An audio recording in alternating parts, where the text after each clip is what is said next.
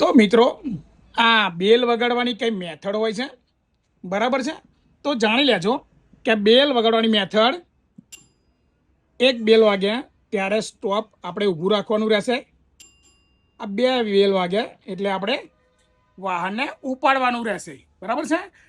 બીજી એક વાત કરું કે બેલ મારવાની પણ મેથડ હોય છે.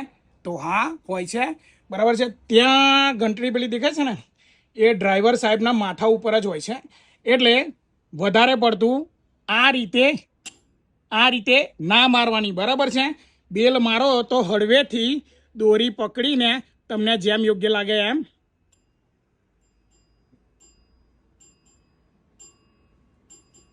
બરાબર છે? તો આ દોરી પકડવાની પણ રીત હોય છે, બરાબર છે? તમારો ગુસ્સો, પેસેન્જરનો ગુસ્સો એવી રીતે નહીં કાઢવાનો કે જેથી કરીને પછી આમાં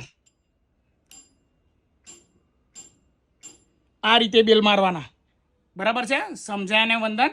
બેલ મારવાની પણ મેથડ હોય છે. તો ચલો મિત્રો, બીજી એક વિડીયોમાં કંઈક નવું બતાવીશું. જય હિન્દ, જય ભારત.